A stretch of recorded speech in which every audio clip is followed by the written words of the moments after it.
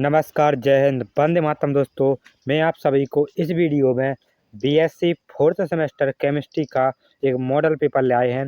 दोस्तों, जैसा कि आप सभी को पता होगा कि आपकी जो सम सेमेस्टर की जो परीक्षा हैं, सेमेस्टर 2, सेमेस्टर 4, सेमेस्टर 6 की जो परीक्षाएं होनी हैं, वो OMR पैटर्न पर होनी है। किस पर? OMR पैटर्न, अर्थात आपका जो पेपर आना है वो ऑप्शनल आना है, वैकल्पिक रूप में आना है।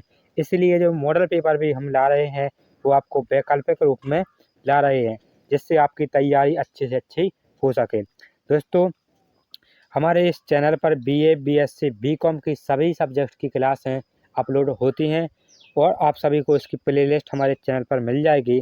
और इस केमिस्ट्री की प्लेलिस्ट भी वीडियो के डिस्क्रिप्शन में लिंक दे दूंगा और इसकी जो PDF है हमारे टेलीग्राम चैनल पर मिल जाएगी, जिसकी लिंक चैनल पर दी गई है। और दोस्तों, अपने दोस्तों को शेयर कीजिए, वीडियो को लाइक कीजिए और कमेंट भी कीजिए कि मैं कैसा आपको टीच कर रहा हूँ, पढ़ा रहा हूँ। दोस्तों, चलिए देरी ना करते हुए वीडियो शुरू करते हैं। दोस्तों, आप लोग क्वेश्चन नंबर पर बिल्कुल मत जाना, क्योंकि मैंने इस मॉडल पेपर में इंपॉर्टेंट क्वेश्चन लिए हैं। दोस्तों, चलिए वीडियो शुरू करते हैं। पहला क्वेश्चन है, क्या है पहला क्वेश्चन? ऑर्बिटल कहलाते हैं। क्या कहलाते हैं? निश्चित ऊर्जा वाले त्रिविमीय क्षेत्र जहाँ इलेक्ट्रॉन की संभावना अधिक होती है। ऑप्शन ब है निश्चित ऊर्जा तथा गति के क्षेत्र। नेक्स्ट ऑप्शन है जहाँ इलेक्ट्रॉन स्थिर रहते हैं। नेक्स्ट है निश्चित इलेक्ट्रॉन के क्षेत्र। तो ऑर्बिटल्स या ऑर्बिटल्स को हिंदी में क्या कहते हैं? इनको कक्षक कहा जाता है। क्या? इनको कक्षक कहा जाता है। तो किसे कहते हैं कक्षक या ऑर्बिटल? तो कहा जाता है निश्चित ऊर्जा वाले त्रिविमीय क्षेत्र जहाँ इलेक्ट्रॉन की संभावना अधिक होती है, उन्हें ही ऑर्बिटल्स कहा जाता है। ऑप्शन ए इसका राइट आंसर हो जाएगा, ऑप्शन आ। नेक्स्ट है इसके बाद, किसी एस उपकोष में अधिकतम इलेक्ट्रॉनों की संख्या होती है। 1 होती है, 2 होती है, 3 होती है या 4 होती है। जब एस उपकोष की बात की जाए या सब सेल की बात की जाए, तो अधिकतम इलेक्ट्रॉन की जो संख्या होती है वो 2 होती है। अगर कक्षक की बात की जाए तो इसमें एस ऑर्बिटल में या एस उपकोष में 1 होता है। कक्षक क्या होता है? ऑर्बिटल 1 होती है। अधिकतम इलेक्ट्रॉन की संख्या पूछी जाए तो 2, क्योंकि एक ऑर्बिटल में, एक कक्षक में केवल 2 इलेक्ट्रॉन ही हो सकते हैं। नेक्स्ट इसके बाद, किसी एस उपकोष में ऑर्बिटल की संख्या होती है, मैंने अभी बता दिया कितनी होती है? 1 होती है। कितनी? 1 होती है। नेक्स्ट है इसके बाद, ऑर्बिटल की बात, एस उपकोष में अगर ऑर्बिटल की बात की जाए तो 1 होती है और अधिकतम इलेक्ट्रॉन की संख्या कितनी हो सकती है? तो 2 होती है, क्योंकि एक ऑर्बिटल में कितने? एक ऑर्बिटल है, इसमें केवल 2 इलेक्ट्रॉन ही हो सकते हैं। नेक्स्ट है इसके बाद, पी उपकोष में ऑर्बिटलों की संख्या होती है, तो कितनी होती है? 1 होती है, 2 होती है, 3 होती है या 6 होती है। इसका जो राइट आंसर हो जाएगा ऑप्शन सा हो जाएगा, 3 होती है। अगर दोस्तों बात की जाए कि एस ऑर्बिटल में, एस उपकोष में ऑर्बिटल की संख्या कितनी होती है, तो कितनी होती है? 1 होती है। अगर पी की बात की जाए तो कितनी होती है? पी में 3 होती है। दोस्तों, ऐसे ऑर्बिटल को डिनोट किया जाता है। अगर डी की बात की जाए, कितनी? डी ऑर्बिटल की बात की जाए तो उसमें जो ऑर्बिटल की संख्या होती है वो कितनी होती है? 5 होती है। डी ऑर्बिटल में 5 होते हैं ऑर्बिटल्स। और अगर एफ की बात की जाए, किसकी? एफ की बात की जाए तो एफ में 7 होते हैं। कितने होते हैं? 7। 1, 2, 3, 4, 5, 6, 7। 7 ऑर्बिटल होते हैं एफ में। इसमें पी पूछा गया तो पी में कितने होते हैं ऑर्बिटल की संख्या? तो कितनी होती है? 3 होती है। ऑप्शन सी इसका इसका राइट आंसर हो जाएगा। नेक्स्ट है, एस ऑर्बिटल की आकृति होती है, गोलाकार होती है, डंबल होती है, द्विडंबल होती है, रेखीय होती है। एस ऑर्बिटल की जो आकृति होती है वो गोलाकार होती है। किसी इस प्रकार होती है, गोलाकार। पी ऑर्बिटल की आकृति होती है कैसी? गोलाकार, डंबल, द्विडंबल, रेखीय। तो अगर किसकी पी ऑर्बिटल की बात की जाए तो डंबलकार होती है। कैसी होती है? डंबल इस प्रकार होती है। नेक्स्ट है इस प्रकार की होती है डंबलाकार पी ऑर्बिटल। नेक्स्ट इसके बाद, डी ऑर्बिटल की आकृति होती है गोलाकार, डंबल, द्विडंबल, रेखीय। तो किस प्रकार होती है? इसका राइट आंसर हो जाएगा द्विडंबल होता है। तो डी ऑर्बिटल होता है द्विडंबल। देखिए इस प्रकार, द्विडंबल, ये हो गया द्विडंबल। इस प्रकार डी ऑर्बिटल की आकृति होती है। नेक्स्ट है इसके बाद, इलेक्ट्रॉन की प्रायिकता का परिकलन करने के लिए तरंग समीकरण दिया था। किसने? मोजले ने, श्रोडिंगर ने, बोर्न ने, डाल्टन ने। तो इलेक्ट्रॉन की जो प्रायिकता का परिकलन करने के लिए जो समीकरण दिया था, तरंग समीकरण दिया था, वो किसने दिया था? तो वो दिया था श्रोडिंगर ने दिया था। श्रोडिंगर ने दिया, तो ऑप्शन बा इसका राइट आंसर हो जाएगा। नेक्स्ट इसके बाद साई को कहते हैं प्रायिकता घनत्व कहा जाता है या परमाणुीय घनत्व कहा जाता है, तरंग फलन या प्रायिकता आयाम कहा जाता है। तो इसको दोस्तों इस चिन्ह को साई बोला जाता है। तो साई को क्या कहा जाता है, इसका राइट आंसर क्या हो जाएगा, ऑप्शन दा हो जाएगा, प्रायिकता आयाम कहा जाता है। प्रायिकता आयाम को ही साई के द्वारा डिनोट किया जाता है। नेक्स्ट इसके बाद एस अक्षक एक कक्षक का आकार होता है डंबल के आकार का, गोलाकार, किलोबर के आकार का, तलीय। तो अभी बता दिया था, या कक्षक पूछा जाए या ऑर्बिटल कहा जाए तो कक्षक और ऑर्बिटल एक ही बात होती है। तो कैसा होता है, गोलाकार होता है। अभी हमने पिछले क्वेश्चन में बताया था, ऑप्शन बा इसका राइट आंसर हो जाएगा।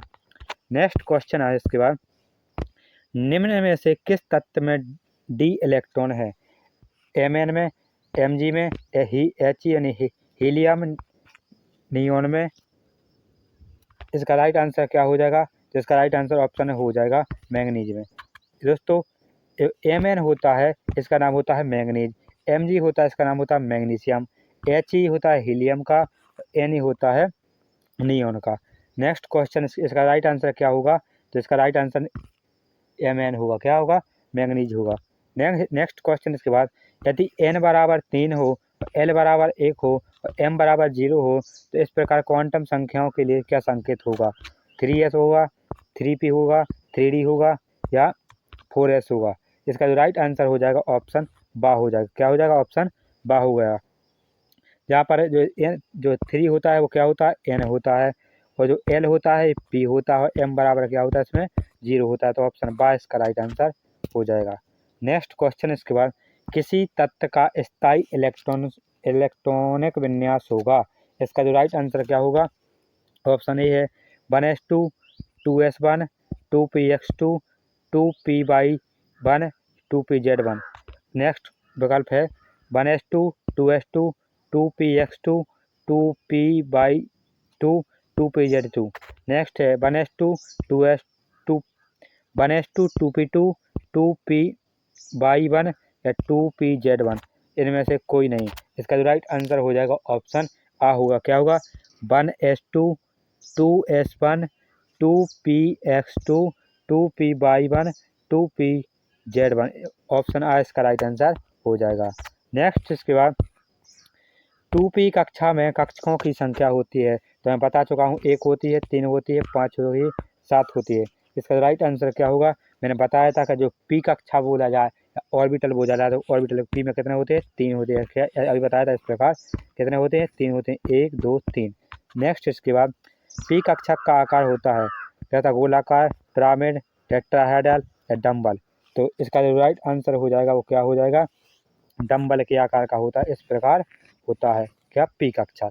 नेक्स्ट इसके बाद नाइट्रोजन परमाणु में 3 अयुग्मित इलेक्ट्रॉन होने की व्याख्या किस सिद्धांत के द्वारा की जाती है, पाउली का अपवर्जन सिद्धांत, ऑब्बाउ का सिद्धांत, अनिश्चितता का सिद्धांत, हुंड का नियम। इसका राइट आंसर ऑप्शन दा हो जाएगा, हुंड का नियम। नेक्स्ट क्वेश्चन आता है इसके बाद, जब n बराबर 3 हो, चुंबकीय क्वांटम संख्या के संगत मान होंगे 0 +-1 +-2, 0 1 2 3, 0 -1 -2 -3। नेक्स्ट ऑप्शन है +-1 +-2 +-3। इसका राइट आंसर ऑप्शन आ होगा 0 +-1 +-2। नेक्स्ट इसके बाद, जब L बराबर 3 हो तो M का मान होगा 3 होगा, 7 होगा, 5 9। तो इसका जो राइट आंसर हो जाएगा ऑप्शन बा होगा, कितना होगा, 7 होगा। नेक्स्ट इसके बाद Cr का इलेक्ट्रॉनिक विन्यास होगा, Cr का मतलब होता है क्रोमियम, इसका नाम क्या होता है, क्रोमियम होता है। इसका इलेक्ट्रॉनिक विन्यास क्या होगा, 1s2, 2s2, 2p6, 3s2, 3p6, 3d6। Option है next 1s2, 2s2, 2p6, 3s2, 3p6, 3d6, 4s2। 1s2, 2s2, 2p6, 3s2, 3p6, 3d5, 4s1। इनमें से कोई नहीं। इसका जो राइट आंसर हो जाएगा ऑप्शन 4।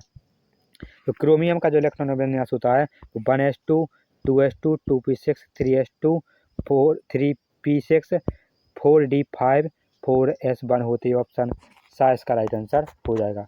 नेक्स्ट इसके बाद कौन सा कक्षक डंबल के आकार का होता है? एस कक्षक, पी कक्षक, डी कक्षक, एफ कक्षक। तो अभी बता चुके हैं डंबल के आकार का होता है वो पी कक्षक होता है। ऑप्शन बाय इसका राइट आंसर हो जाएगा। नेक्स्ट क्वेश्चन इसके बाद, पी ऑर्बिटल का आकार कैसा होता है? डंबल, गोलाकार, किलोबार के आकार, तलीय बता चुका हूँ कैसा होता है, डंबल के आकार का होता है।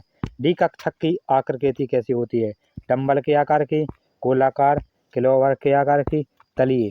इसका जो राइट आंसर हो जाएगा जो कैसा हो जाएगा, किलोबार के आकार की होगी।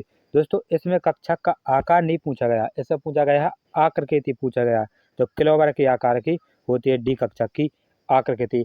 आकार और आकृति में दोस्तों बहुत अंतर होता है। नेक्स्ट क्वेश्चन इसके बाद, ऑब्बाउ सिद्धांत क्या है? जब इलेक्ट्रॉन बढ़ती ऊर्जा के क्रम में ऑर्बिटल से भरते हैं, इलेक्ट्रॉन बढ़ते आकार के क्रम में ऑर्बिटल से भरते हैं, आकार की जटिलता को बढ़ाने के क्रम में इलेक्ट्रॉन ऑर्बिटल से भरते हैं, इलेक्ट्रॉन ऑर्बिटल्स को बेहतरीन ढंग से भरते हैं। इसका जो राइट आंसर क्या होगा?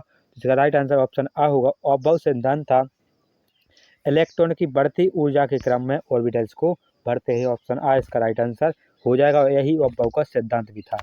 नेक्स्ट इसके बाद, हाइड्रोजन परमाणु के n=4 में कक्षक ऊर्जा का क्रम होगा। इसका राइट आंसर ऑप्शन दा हो जाएगा, S बराबर, P बराबर, D बराबर F। ऑप्शन दा इसका राइट आंसर हो जाएगा। परमाणु क्रमांक 27 के लिए अयुग्मित इलेक्ट्रॉनों की संख्या होगी 4, 3, 1, 0। इसका जो राइट आंसर ऑप्शन बा होगा, कितने हो गए? 3 हो गए। नेक्स्ट क्वेश्चन इसके बाद, D5 विन्यास में संभव विनिमय है 6। क्या है ऑप्शन? क्वेश्चन क्या है? D5 विन्यास में संभव विनिमय है क्या है? 6, 8, 10, 12। इसका जो राइट आंसर ऑप्शन सा हो जाएगा 10 होगा। नेक्स्ट है, किस तत्व के बाहरी कक्षा में एक इलेक्ट्रॉन होता है? क्या बेरियम, बेरिलियम, कैल्शियम, सोडियम। इसका जो राइट आंसर हो जाएगा ऑप्शन था सोडियम। नेक्स्ट है, क्रोमियम की इलेक्ट्रॉनिक संरचना में अयुग्मित इलेक्ट्रॉनों की संख्या कितनी है? 3, 4, 5, 6। इसका राइट आंसर ऑप्शन था हो जाएगा 6 होती है। D3 विन्यास में संभव विनिमय है 4, 3, 10, 12। इसका जो राइट आंसर हो जाएगा ऑप्शन बा हो जाएगा 3। दोस्तों जो क्या होता है, S1 दिया हो या 2 दिया गया हो या PDF में किसी भी दोस्तों एक घात के रूप में होता है, लेकिन इसको घात नहीं पढ़ा जाता है। ये केमिस्ट्री है, इसमें दोस्तों 3 ही पढ़ा जाता है। क्या D3 पढ़ा जाएगा, क्या पढ़ा जाएगा? S2 पढ़ा जाएगा, S1 पढ़ा जाएगा, ऐसा पढ़ा जाता है, इसमें घात नहीं पढ़ा जाता है। नेक्स्ट क्वेश्चन इसके बाद, BE में कक्षक ऊर्जा का क्रम होता है 1s छोटा होगा 2s से, 1s बड़ा होगा 2s से, या 1s बराबर होगा 2s, इनमें से कोई नहीं। तो इसका जो राइट आंसर हो जाएगा ऑप्शन आ, तो 1s छोटा होता है 2s से। नेक्स्ट इसके बाद, नाइट्रोजन परमाणु में 3 अयुग्मित इलेक्ट्रॉनों की उपस्थिति स्पष्ट की जा सकती है पाउली अपवर्जन का नियम से, ऑब्बाउ नियम से, हुंड का नियम से, अनिश्चितता का नियम से। इसका जो राइट आंसर हो जाएगा ऑप्शन सा हो जाएगा, हुंड के नियम से नाइट्रोजन परमाणु में 3 अयुग्मित इलेक्ट्रॉनों की उपस्थिति को स्पष्ट किया जा सकता है। ऑप्शन सा इसका राइट आंसर हो जाएगा। नेक्स्ट क्वेश्चन आता है इसके बाद, न्यूटन के अनुसार प्रकाश किरणें चलती हैं, कण के रूप में चलती हैं, तरंग के रूप में चलती हैं, दोनों रूप में, या धूल के रूप में चलती हैं। तो इसका जो राइट आंसर हो जाएगा ऑप्शन आ हो जाएगा, क्या होता है? कण के रूप में चलती हैं। जो प्रकाश की जो किरणें है वो कण के रूप में चलती है, न्यूटन ने कहा था। ऑप्शन आ इसका क्या हो जाएगा? राइट आंसर हो जाएगा। दोस्तों मैं आपसे पहले भी कह चुका हूँ कि आप लोगों ने क्वेश्चन नंबर पर मत जाना कि कौन सा क्वेश्चन नंबर कब आ रहा है दोस्तों, क्योंकि मैंने इस वीडियो में इस मॉडल पेपर में इम्पोर्टेंट क्वेश्चन लिए गए हैं जो आपके एग्जाम में देखने को मिलेंगे। नेक्स्ट क्या है, परमाणु में इलेक्ट्रॉन की ऊर्जा क्वांटीकृत होती है, सतत होती है, दोनों होती है, कोई नहीं होती है। इसका जो राइट आंसर हो जाएगा ऑप्शन आ, क्वांटीकृत होती है। प्लांक नियतांक का मात्रक है जूल सेकंड, जूल प्रति सेकंड, जूल सेकंड। इसका जो राइट आंसर हो जाएगा ऑप्शन दा हो जाएगा। प्लांक नियतांक का जो मात्रक होता है वो जूल सेकंड होता है। ऑप्शन दा इसका राइट आंसर हो जाएगा। नेक्स्ट क्वेश्चन इसके बाद, प्रकाश विद्युत प्रभाव में आपतित प्रकाश की जो प्रकाश विद्युत प्रभाव में जो प्रकाश की आवृत्ति दहली आवृत्ति से होनी चाहिए, किसी कम होनी चाहिए, अधिक होनी चाहिए, बराबर होनी चाहिए, या शून्य होना चाहिए। इसका राइट आंसर ऑप्शन ए हो जाएगा। प्रकाश विद्युत प्रभाव में क्या होता है, जो आपतित प्रकाश की जो आवृत्ति होती है जब दहली आवृत्ति से कम होती है तभी जो इलेक्ट्रॉन निकलते हैं, वरना नहीं निकलते हैं। यही प्रकाश विद्युत प्रभाव होता है। इसका राइट आंसर ऑप्शन ए हो जाएगा, कम होती है। नेक्स्ट इसके बाद क्या है, प्रकाश की तरंग प्रकृति प्रदर्शित की जाती है कॉम्पटन प्रभाव के द्वारा, प्रकाश विद्युत प्रभाव के द्वारा, प्रवर्तन प्रयोग द्वारा, थॉमसन का प्रयोग के द्वारा। इसका जो राइट आंसर हो जाएगा ऑप्शन आ, कॉम्पटन प्रभाव के द्वारा इलेक्ट्रॉन की तरंग प्रकृति प्रदर्शित की जाती है। विकिरण की द्वैत प्रकृति की अवधारणा प्रस्तुत की थी मैक्स प्लांक ने, आइंस्टाइन ने, डी ब्रोगली ने, हाइजेनबर्ग ने। इसका राइट आंसर ऑप्शन सा हो जाएगा। तो प्रकाश की जो विकिरण की जो द्वैत प्रकृति की जो अवधारणा थी, ये सिद्धांत था, और डी ब्रोगली ने दिया था। ऑप्शन आ इसका राइट आंसर हो जाएगा। नेक्स्ट क्वेश्चन इसके बाद, सिस्टम में एक कण को खोजने की कुल संभावना की गणना कैसे की जाती है? सभी जगह पर प्रायिकता घनत्व फंक्शन को एकीकृत करके, अंतरिक्ष में सभी बिंदुओं पर प्रायिकता घनत्व फंक्शन जोड़कर, अंतरिक्ष में सभी बिंदुओं पर संभाव्यता घनत्व समारोह घटाकर, अंतरिक्ष में सभी बिंदुओं पर प्रायिकता घनत्व फंक्शन को गुणा करके। इसका जो राइट आंसर ऑप्शन आ हो जाएगा। सभी जगह पर प्रायिकता घनत्व फंक्शन को एकीकृत करके किया जाता है। नेक्स्ट क्वेश्चन इसके बाद, मुख्य क्वांटम संख्या क्या है? क्या है क्वेश्चन? मुख्य क्वांटम संख्या क्या है? एक कक्षीय के आकार को निर्धारित करती है, एक कक्षीय के आकार और ऊर्जा को निर्धारित करता है, एक कक्षीय के उन्मुखीकरण को निर्धारित करता है, यह इलेक्ट्रॉन के स्पिन को निर्धारित करता है। इसका जो राइट आंसर हो जाएगा ऑप्शन बा। जो मुख्य क्वांटम संख्या होती है, एक कक्षा की किसको? एक कक्षा के आकार और ऊर्जा को निर्धारित करती है। ऑप्शन बा इसका राइट आंसर हो जाएगा। नेक्स्ट है, एजीमुथल क्वांटम संख्या क्या है? एक कक्षीय के आकार को निर्धारित करती है। कक्षीय कक्षा की बात है, यह कक्षा के आकार और ऊर्जा को निर्धारित करता है। यह क्या है? यह ऊर्जा एक कक्षीय के उन्मुखीकरण को निर्धारित करता है, या इलेक्ट्रॉन के स्पिन को निर्धारित करता है। इसका राइट आंसर हो जाएगा, जो एजीमुथल क्वांटम संख्या होती है, ये कक्षा के आकार को निर्धारित करती है। नेक्स्ट क्वेश्चन इसके बाद, चुंबकीय क्वांटम संख्या क्या है? यह कक्षा के आकार को निर्धारित करता है, यह कक्षीय के आकार और ऊर्जा को निर्धारित करता है, यह कक्षीय के उन्मुखीकरण को निर्धारित करता है, यह इलेक्ट्रॉन के स्पिन को निर्धारित करता है। इसका राइट आंसर हो जाएगा, यह कक्षीय के उन्मुखीकरण को निर्धारित करता है। ऑप्शन सा इसका राइट आंसर हो जाएगा। नेक्स्ट क्वेश्चन आता है इसके बाद, गति में अनिश्चितता को कम किया जा सकता है, स्थिर में अनिश्चितता को बढ़ाना, या स्थिर में अनिश्चितता को कम करना, कण का द्रव्यमान बढ़ाना, इनमें से कोई नहीं। इसका राइट आंसर हो जाएगा ऑप्शन बा, स्थिति में अनिश्चितता को कम करना। ऑप्शन बा इसका क्या राइट आंसर हो जाएगा। नेक्स्ट है, हाइजेनबर्ग का अनिश्चितता सिद्धांत निम्नलिखित में से किस भौतिक राशि पर लागू होता है? स्थिति और गति पर, ऊर्जा और गति पर, चक्रण और चार्ज पर, ऊपर के सभी पर। इसका राइट आंसर ऑप्शन दा हो जाएगा, ऊपर के सभी पर। माने स्थिति और गति पर पड़ता है, ऊर्जा और गति पर, चक्रण और चार्ज पर। इस प्रकार ऑप्शन दा इसका राइट आंसर हो जाएगा, ऊपर के सभी। नेक्स्ट क्वेश्चन इसके बाद, निम्न में से किस घटना को पदार्थ की तरंग प्रकृति के द्वारा स्पष्ट किया जा सकता है? प्रकाश विद्युत प्रभाव द्वारा, कॉम्पटन प्रभाव, एक्सरे विवर्तन, ऊपर के सभी। इसका राइट आंसर ऑप्शन सा हो जाएगा, एक्सरे के विवर्तन के द्वारा। नेक्स्ट इसके बाद, एक कण डी ब्रोगली तरंगदैर्घ्य किसके समानुपाती होता है? एक कण है जो डी ब्रोगली तरंगदैर्घ्य के समानुपाती होता है। कौन? वेग, गति, ऊर्जा, द्रव्यमान। इसका राइट आंसर हो जाएगा ऑप्शन बा, तो गति होती है। नेक्स्ट इसके बाद, निम्नलिखित में से कौन सा एक परमाणु कक्षीय की संपत्ति नहीं है? आकार, शक्ति, ऊर्जा, घुमाना। इसका राइट आंसर ऑप्शन दा हो जाएगा, घुमाना। नेक्स्ट क्वेश्चन इसके बाद, फोरेस कक्षक में चुंबकीय क्वांटम संख्या है 2, 4, -1, 0। इसका राइट आंसर ऑप्शन क्या हो जाएगा? दा हो जाएगा, 0। यदि L बराबर 2 हो, M चुंबकीय क्वांटम संख्या होगी 2, 1, 3, 5। इसका राइट आंसर ऑप्शन क्या हो जाएगा? दा हो जाएगा। क्या हो जाएगा?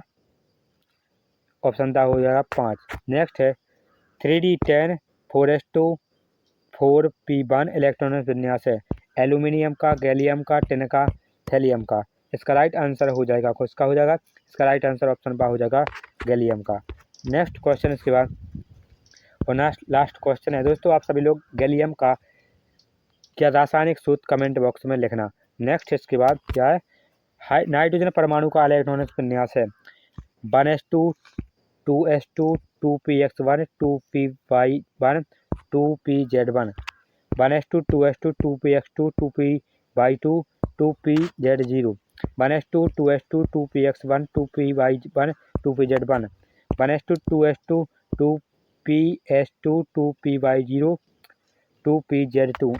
तो क्या है नाइट्रोजन का इलेक्ट्रॉन विन्यास। तो नाइट्रोजन का जो इलेक्ट्रॉन विन्यास होता है 1s2 2s2 2px1 2py1 2pz1 होता है, क्योंकि जो नाइट्रोजन का जो परमाणु क्रमांक होता है वो कितना होता है 7 होता है। इसमें 7 इलेक्ट्रॉन होते हैं। तो कितने हो गए 2 ये होगा 2 4 5 6 7, यही इसका क्या होगा इलेक्ट्रॉन विन्यास होगा। दोस्तों इस मॉडल पेपर में केवल मैं इतने ही क्वेश्चन लाया था। Next question next model paper में देखने को मिलेंगे। दोस्तों आप सभी लोग कमेंट बॉक्स में अवश्य बताना कि मैंने कैसा आपको पढ़ा रहा हूँ। दोस्तों और अपने दोस्तों को शेयर कीजिए, वीडियो को लाइक कीजिए और कमेंट भी कीजिए। और इसकी जो प्ले लिस्ट है चैनल पर बनी हुई है, इसकी प्ले लिस्ट में आपको वीडियो के डिस्क्रिप्शन में भी लिंक डाल दूंगा। और दोस्तों PDF हमारे टेलीग्राम चैनल पर इसकी मिल जाएगी। मिलते हैं नेक्स्ट वीडियो में, तब तक के लिए जय हिंद, जय भारत, वंदे मातरम।